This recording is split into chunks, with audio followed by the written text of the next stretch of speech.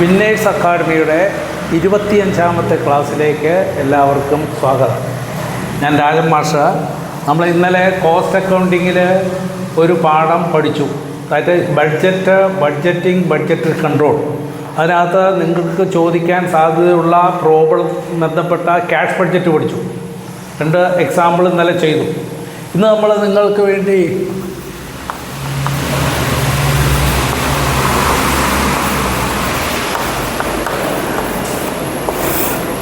വളരെ സിമ്പിളായ ഒരു പാഠം, സ്റ്റാൻഡേർഡ് കോസ്റ്റിംഗ്. ഇതാണ് നിങ്ങളുടെ പുസ്തകത്തിലെ ലാസ്റ്റ് പാഠമായിട്ട് കാണുന്നത്. ഇതിനകത്ത് കണക്കുകളൊന്നും നിങ്ങൾക്ക് പഠിക്കാനില്ല, അതൊക്കെ പഴയ സിലബസിലായിരുന്നു. ഇപ്പോൾ സ്റ്റാൻഡേർഡ് കോസ്റ്റിംഗ് എന്താണ്, സ്റ്റാൻഡേർഡ് കോസ്റ്റ് എന്താണ്, എങ്ങനെ കണ്ടുപിടിക്കാം എന്ന ലേശം തിയറി മാത്രമേ ഉള്ളൂ. ഒരു 2 മാർക്കോ 5 മാർക്കിനോ തിയറി ചോദിക്കാൻ സാധ്യതയുള്ളൊരു ചെറിയ പാഠമാണ് സ്റ്റാൻഡേർഡ് കോസ്റ്റിംഗ്. ഇതിനകത്ത് ഒരു പദം standard cost. Standard cost means predetermined cost. അതായത് cost are determined in advance. മുൻകൂട്ടി തീരുമാനിക്കുന്ന ചെലവിനെയാണ് ഇത് വിളിക്കുക സ്റ്റാൻഡേർഡ് കോസ്റ്റ് എന്ന് വിളിക്കുക. ഇതിനോട് വളരെ ബന്ധപ്പെട്ട ഒരു കോസ്റ്റാണ് എസ്റ്റിമേറ്റഡ് കോസ്റ്റ്. എസ്റ്റിമേറ്റഡ് കോസ്റ്റിനെ ബഡ്ജറ്റഡ് കോസ്റ്റ് എന്നും പറയും. ബഡ്ജറ്റഡ് കോസ്റ്റ് ഇതാണ് കഴിഞ്ഞ പാഠത്തിൽ നമ്മൾ പഠിച്ചത്. പ്രീവിയസ് ഇയറിൻ്റെ ഫിഗേഴ്സിനെ ബന്ധപ്പെടുത്തിക്കൊണ്ട് അടുത്ത മാസം അതിനടുത്ത മാസം വരാൻ പോകുന്ന ക്യാഷിൻ്റെ വരവുകളും ചെലവുകളും ഉൾപ്പെടുത്തിക്കൊണ്ട് വരച്ച ബഡ്ജറ്റഡ് കോസ്റ്റാണ് ക്യാഷ് ബഡ്ജറ്റ് ഉണ്ടോ. അപ്പോൾ ഇത് പ്രീ ഡിറ്റർമിൻഡ് കോസ്റ്റാണ്. അതായത് budgeted cost is determined in advance on the base of past experience. മുൻകാല പരിചയത്തിൻ്റെ അടിസ്ഥാനത്തിൽ കഴിഞ്ഞ വർഷം എന്താണ്, ഈ വർഷം എന്താണ്, അടുത്ത വർഷം എന്താകും എന്ന് കണ്ടുപിടിക്കുന്നതാണ് ബഡ്ജറ്റഡ് കോസ്റ്റ്. ഉണ്ടോ. ഇതിൻ്റെ മാനദണ്ഡം on the base of past experience. പരിചയസമ്പന്നരായ വ്യക്തിയാണ് ബഡ്ജറ്റഡ് കോസ്റ്റ് തയ്യാറാക്കുന്നത്. ഇതും എസ്റ്റിമേറ്റഡ് കോസ്റ്റാണ്, but on the base of technical estimate for material, labor and overheads. ഭാവിയിൽ ഉണ്ടാകാൻ പോകുന്ന മെറ്റീരിയൽ കോസ്റ്റ് എത്രയാണ്, ലേബർ കോസ്റ്റ് എത്രയാണ്, ഓവർഹെഡ് എത്രയാണ്, on the base of technical estimate. സാങ്കേതിക വൈദഗ്ധ്യത്തിൻ്റെ അടിസ്ഥാനത്തിൽ മുൻകൂട്ടി ചെലവുകൾ കണ്ടുപിടിക്കുന്നതിനെയാണ് സ്റ്റാൻഡേർഡ് കോസ്റ്റ് എന്ന് പറയുന്നത്. അതാണ് ഇത് തമ്മിലുള്ള വ്യത്യാസം. ഇത് വെറും പാസ്റ്റ് എക്സ്പീരിയൻസ്, ആർക്ക് വേണമെങ്കിലും ചെയ്യാം. പക്ഷേ ഇതല്ല, ഇത് ഈ പറയുന്ന ഓരോ ചെലവിനെ പറ്റി എലമെൻറ്റ്സ് ഓഫ് കോസ്റ്റാണ്. മെറ്റീരിയൽ, ലേബർ, എക്സ്പെൻസ് എന്ന് പറയുന്ന എലമെൻറ്റ്സ് ഓഫ് കോസ്റ്റാണ്. ഇതിനെപ്പറ്റി അറിയാവുന്നവരാണ് സ്റ്റാൻഡേർഡ് കോസ്റ്റ് തയ്യാറാക്കുക. ഉണ്ടോ. ഇനി ഈ സ്റ്റാൻഡേർഡ് കോസ്റ്റും ആക്ച്വൽ കോസ്റ്റ്, ഇത് മുൻകൂട്ടി തയ്യാറാക്കി വെച്ച കോസ്റ്റ്, ഇത് യഥാർത്ഥത്തിൽ ഉണ്ടായ കോസ്റ്റ്. ഇത് തമ്മിലുള്ള വ്യത്യാസമാണ് variance. Variance is the difference between actual cost and standard cost. Standard കോസ്റ്റും ആക്ച്വൽ കോസ്റ്റും തമ്മിലുള്ള വ്യത്യാസത്തിനെയാണ് വേരിയൻസ് എന്ന് വിളിക്കുന്നത്. ഇത് നമുക്ക് ഗുണവും ഉണ്ടാവും ദോഷവും ഉണ്ടാവും. അപ്പോൾ വേരിയൻസിനെ 2ആക്കി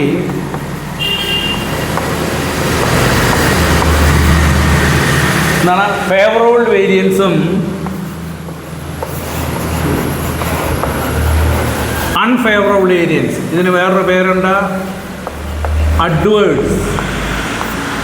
ഫേവറബിൾ വേരിയൻസും ഉണ്ട്, അൺഫേവറബിൾ വേരിയൻസ് ഉണ്ട്. ഇത് നമുക്ക് സ്ഥാപനത്തിന് ഗുണവും ഇത് ദോഷവും ചെയ്യുന്നു. ഈ അൺഫേവറബിൾ വേരിയൻസിനെ വിളിക്കുന്ന മറ്റൊരു പേരാണ് അഡ്വേഴ്സ്. ഫോർ എക്സാമ്പിൾ, കഴിഞ്ഞ വർഷം ഒരു വീട്ടിൽ ഒരു ദിവസം 2 കിലോ അരി വേണമായിരുന്നു. അന്ന് അരിക്ക് 40 രൂപ. അപ്പോൾ ഒരു ദിവസത്തിൽ 80 രൂപയുടെ അരി വേണ്ടി വന്നു. ഈ വർഷമായപ്പോൾ അരിയുടെ വില 40 8 കൂടി. അപ്പോൾ നമ്മളെന്ത് ചെയ്തു? വീട്ടുകാരുടെ കഴിവ് കൊണ്ട് ഈ 2 കിലോ തിന്നുന്നത് 1.5 കിലോയാക്കി. ചിലവ് നിലനിർത്തണ്ടേ, ഏകദേശം ഒപ്പം തന്നെ എത്തിക്കണ്ടേ. അപ്പം 48 × 1.5 എത്ര കിട്ടും?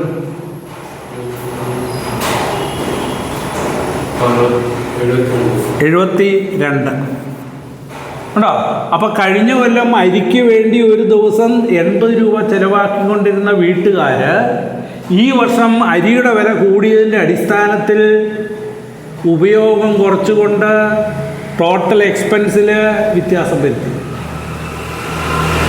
ശരിക്കും മര്യാദയ്ക്ക് പറഞ്ഞാൽ 48 രൂപയ്ക്ക് 1.5 കിലോ എന്ന് പറയുമ്പോൾ,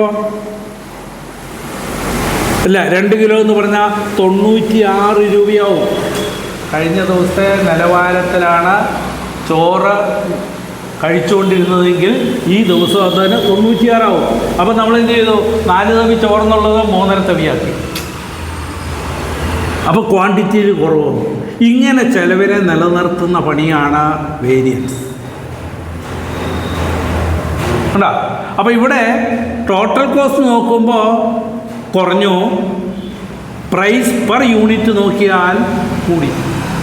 അപ്പോൾ ഈ പ്രൈസിനെ മാത്രം നോക്കിക്കൊണ്ടല്ല ടോട്ടൽ കോസ്റ്റ് കണക്കാക്കുക. ഏതുകൂടി പരിഗണിക്കണം? ക്വാണ്ടിറ്റി കൂടി പരിഗണിക്കണം. അപ്പോൾ സ്റ്റാൻഡേർഡ് കോസ്റ്റ് ഓഫ് മെറ്റീരിയലും ആക്ച്വൽ കോസ്റ്റ്, അപ്പോൾ കോസ്റ്റ് ഓഫ് മെറ്റീരിയൽ എന്ന് പറയുന്നത്, ഇതെല്ലാത്തിനും മതി, കോസ്റ്റ് ഓഫ് മെറ്റീരിയൽസ് എന്ന് പറയുന്നത് പ്രൈസ് ഇൻറ്റു ക്വാണ്ടിറ്റി. അതാണ് കോസ്റ്റ്. എപ്പോഴും അതാണ് നിയമം. പ്രൈസ് ഇൻറ്റു ക്വാണ്ടിറ്റിയാണ് കോസ്റ്റ്. അപ്പോൾ price is equal cost divided by quantity. Quantity is equal cost divided by price. അത് അങ്ങോട്ടും ഇങ്ങോട്ടും ബന്ധമുള്ളതാണ്. അപ്പോൾ കോസ്റ്റ് ഓഫ് മെറ്റീരിയൽ എന്ന് പറയുന്നത് പ്രൈസ് ഇൻറ്റു ക്വാണ്ടിറ്റി. അങ്ങനെയാണെങ്കിൽ standard cost of material, standard cost of material എന്ന് പറയുന്നത് standard price into standard quantity. Standard price into standard quantity. മുൻകൂട്ടി തീരുമാനിച്ച വില, മുൻകൂട്ടി തീരുമാനിച്ച അളവ്. ഇതാണ് എന്താ? Standard cost of material. ഇനി യഥാർത്ഥത്തിൽ ഉണ്ടായത് actual cost of material is equal actual price into actual quantity. Standard cost of material is equal standard price into standard quantity. But actual cost of material is equal actual price into actual quantity. ഇത് തമ്മിലുള്ള വ്യത്യാസമാണ് variance. അപ്പോൾ variance is the difference between standard cost and actual cost. Standard cost and actual cost. ഇവിടെ ഇപ്പോൾ standard price into standard quantity എന്ന് പറയുന്നത് ഈ എക്സാമ്പിളിൽ 2 × 40 = 80. വില കൂടിയെന്നും പറഞ്ഞ് നമ്മളതിനെ ആക്ച്വലി എത്രയായിട്ട് ചുരുക്കി? 1.5 × 48 ഈസ് ഈക്വൽ 72. അപ്പോൾ നമ്മൾ വി സേവ് 8 രൂപ ലാഭിച്ചു. അരിയുടെ വില കൂടിയിട്ട് പോലും അരിക്ക് വേണ്ടി ഒരു ദിവസം യഥാർത്ഥത്തിലുണ്ടായ ചെലവിൽ കുറവ് വരുത്തി. ഇതാണ് ടെക്നിക്കൽ എസ്റ്റിമേറ്റ്. ഇതിനെയാണ് പ്രായോഗിക പരിജ്ഞാനം അല്ലെങ്കിൽ ബുദ്ധി എന്ന് പറയുന്നത്. ഉണ്ടോ? അപ്പോൾ ഇത് നമുക്ക് ഗുണമോ ദോഷമോ? 7 രൂപ ലാഭം നഷ്ടമോ? ലാഭം. ഇതിനെയാണ് ഫേവറബിൾ വേരിയൻസ്. എവിടെ പോയി? ഫേവറബിൾ വേരിയൻസ് എന്ന് പറയുന്നതാണത്. ഏത്? സ്റ്റാൻഡേർഡ് കോസ്റ്റ് ഓഫ് മെറ്റീരിയൽസ് കൂടിയും ആക്ച്വൽ കോസ്റ്റ് ഓഫ് മെറ്റീരിയൽസ് കുറഞ്ഞു ഇരിക്കുന്നു. അതാണ് ഫേവറബിൾ. ഹോട്ടലിൽ കയറി വയറു നിറയെ ഫുഡ് കഴിക്കണമെന്ന് വിചാരിച്ചു, പൊറോട്ടയോ ബീഫോ ചിക്കനോ എന്തൊക്കെയോ മേടിച്ചു തിന്നു. നമ്മൾ കണക്കാക്കി ഒരു 200 രൂപ പോക്കറ്റിലുണ്ട്. അത് നമ്മുടെ സ്റ്റാൻഡേർഡ് കോസ്റ്റ്. 200 രൂപയിൽ ചിലവ് എടുക്കണമെന്ന് പറഞ്ഞ് പോയി നമ്മൾ ഇടയ്ക്കിടയ്ക്ക് പോക്കറ്റിൽ നോക്കിക്കൊണ്ടാണ് ഭക്ഷണം കഴിച്ചത്. അപ്പോൾ കൂടാതിരിക്കാൻ പരമാവധി ശ്രമിക്കും. കഴിച്ചു കഴിഞ്ഞ് ഇറങ്ങിയപ്പോൾ 180 രൂപയായുള്ളൂ. ഉണ്ടോ? അപ്പം മുൻകൂട്ടി തീരുമാനിച്ച ചിലവ് കൂടിയും യഥാർത്ഥത്തിൽ ഉണ്ടായ ചിലവ് കുറഞ്ഞു ഇരിക്കുന്നു. അതാണ് നമുക്ക് ഗുണം. ഇനി പോക്കറ്റിലുള്ള പണം നോക്കാതെ വലിച്ചു വാരി കൊതിയുള്ളതെല്ലാം മേടിച്ച് തിന്നു കഴിഞ്ഞിട്ട് ഇറങ്ങിയപ്പോൾ 250 രൂപയുടെ ബില്ലായി. പോക്കറ്റിൽ എത്രയേ ഉള്ളൂ? അപ്പോൾ നമ്മൾ മുൻകൂട്ടി തീരുമാനിച്ച ചിലവ് എത്രയാ? 200. യഥാർത്ഥത്തിൽ ഉണ്ടായ ചിലവ് എത്ര? 250. അത് നമുക്ക് ദോഷമാണ്, അൺഫേവറബിളാണ്. 50 രൂപ ആരുടെയെങ്കിലും കടം മേടിക്കാൻ പോകേണ്ടി വരുമെന്നർത്ഥം. അപ്പോൾ ഫേവറബിൾ വേരിയൻസ് എന്ന് പറയുന്നത് സ്റ്റാൻഡേർഡ് കോസ്റ്റ് കൂടിയും ആക്ച്വൽ കോസ്റ്റ് കുറഞ്ഞു ഇരിക്കുന്നതാണ് ഫേവറബിൾ. അപ്പോൾ അൺഫേവറബിൾ എന്തായി?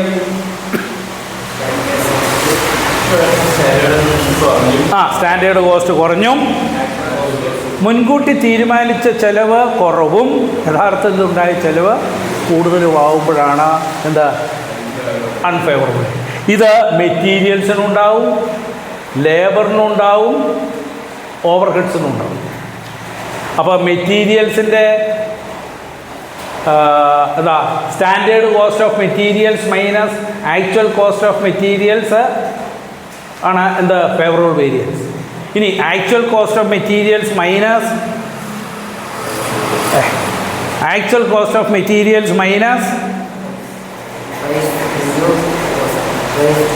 Standard cost of material is equal unfavourable. ഇനി സ്റ്റാൻഡേർഡ് കോസ്റ്റ് ഓഫ് മെറ്റീരിയൽ എന്ന് പറയുന്നത് standard price into actual cost of materials എന്ന് പറയുന്നത് ആക്ച്വൽ പ്രൈസ് ഇൻറ്റു അങ്ങോട്ടും ഇങ്ങോട്ടും പോകരുത്.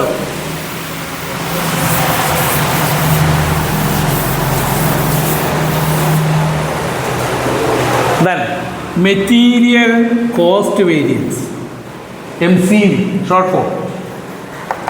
SP into SQ minus AP into AQ. Can you say the explanation of the term? Standard price into standard quantity minus actual price into ഇത് നമുക്ക് plus ആണ് കിട്ടുന്നതെങ്കിൽ favourable. ഉത്തരത്തിൻ്റെ ബ്രാക്കറ്റിൽ എപ്പം എഴുതും. ഇതിവിടെ കുറയ്ക്കും, മൈനസ് ആണ് കിട്ടുന്നതെങ്കിൽ ഇത് കൂടി, ആക്ച്വൽ കോസ്റ്റ് ഓഫ് മെറ്റീരിയൽസ് കൂടിയും സ്റ്റാൻഡേർഡ് കോസ്റ്റ് ഓഫ് മെറ്റീരിയൽസ് കുറഞ്ഞു ഇരുന്നാൽ അൺഫേവറബിൾ. അപ്പോൾ answer will be either F or adverse. Unfavorable is also known as. ഇനി ഈ മെറ്റീരിയൽ കോസ്റ്റ് വേരിയൻസിന് 2 subdivision: material price variance, material quantity variance. Material price variance പറയുമ്പോൾ പ്രൈസുകൾ തമ്മിലുള്ള വ്യത്യാസം. ഏതൊക്കെ പ്രൈസുകൾ? സ്റ്റാൻഡേർഡ് പ്രൈസും ആക്ച്വൽ പ്രൈസും. അപ്പോൾ AQ into SP minus price variance എന്ന് പറയുമ്പോൾ പ്രൈസുകൾ തമ്മിലുള്ള വ്യത്യാസത്തിനെ ആക്ച്വൽ ക്വാണ്ടിറ്റിയോട് കുറിച്ചു. ഇനി മെറ്റീരിയൽ ക്വാണ്ടിറ്റി വേരിയൻസ് എന്ന് പറഞ്ഞാൽ ക്വാണ്ടിറ്റികൾ തമ്മിലുള്ള വ്യത്യാസം. SP into SQ minus AQ. Material price variance plus material quantity variance is equal material cost variance. Verification നടത്തും, ശരിയാണോ തെറ്റാണോ. Let us assume an example. Standard quantity of material SQ is equal 50, SP is equal 10, AQ is equal 40, AP is equal 12. 10 രൂപ ഉണ്ടാകുമെന്ന് പ്രതീക്ഷിച്ച സാധനത്തിൻ്റെ വില 12 അപ്പം നമ്മളെന്ത് ചെയ്തു? 50 കിലോ തിന്നുമെന്ന് പ്രതീക്ഷിച്ചതിനെ ഉപയോഗം കൺസംഷൻ എത്രയാക്കി മാറ്റി? 40 മാറ്റി. MCV ഈസ് ഈക്വൽ ഫോർമുല വില കൊടുത്തു SP ഇൻറ്റു SQ ആണോ മൈനസ് ഈസ് ഈക്വൽ 20. ഏതാണ്? ഗുണോ ദോഷമോ? ഫേവറബിളോ അഡ്വേഴ്സോ? ഫേവറബിളോ അൺഫേവറബിളോ? Favourable.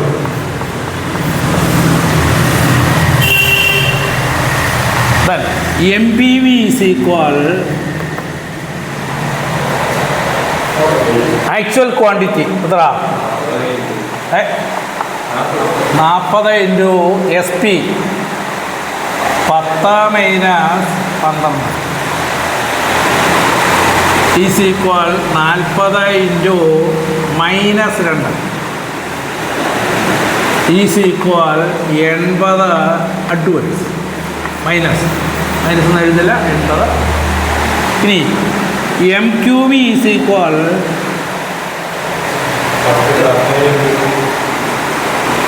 10 into തെറ്റരുത്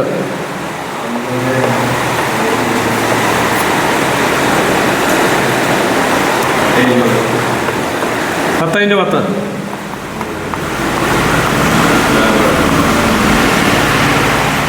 verification.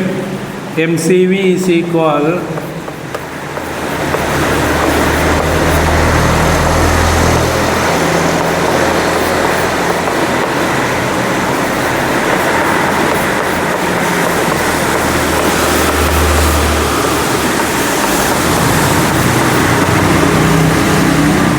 80 adverse plus 100 favourable. എത്ര കിട്ടും? ഫേവറബിൾ എന്ന് പറഞ്ഞാൽ പ്ലസും അഡ്വേഴ്സ് എന്ന് പറഞ്ഞാൽ മൈനസും. 20 എന്താ?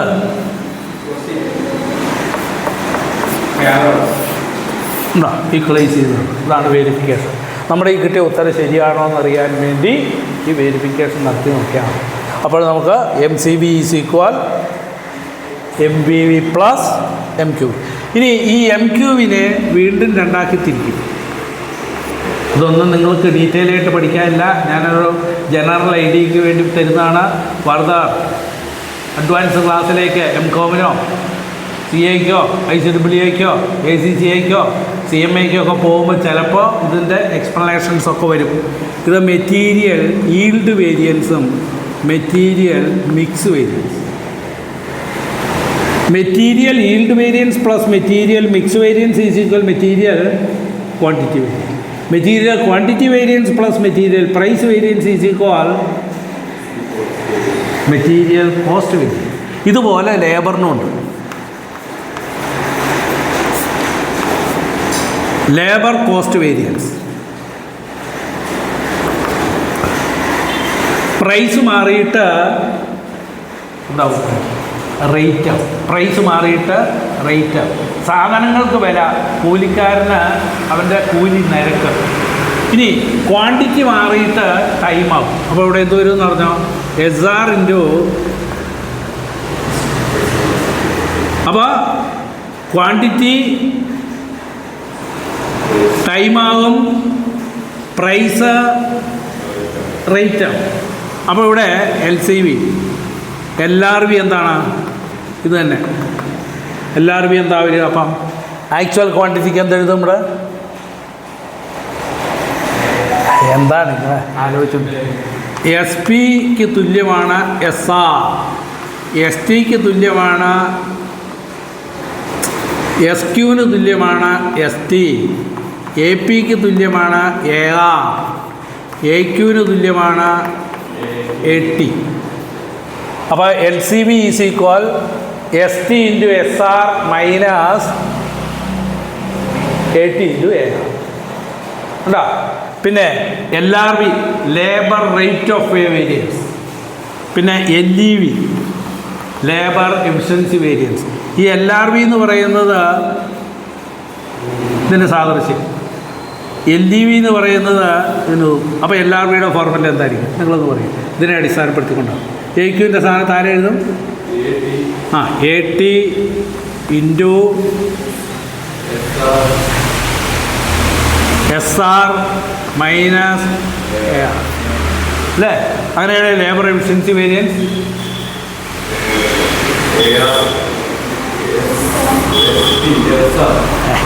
SR into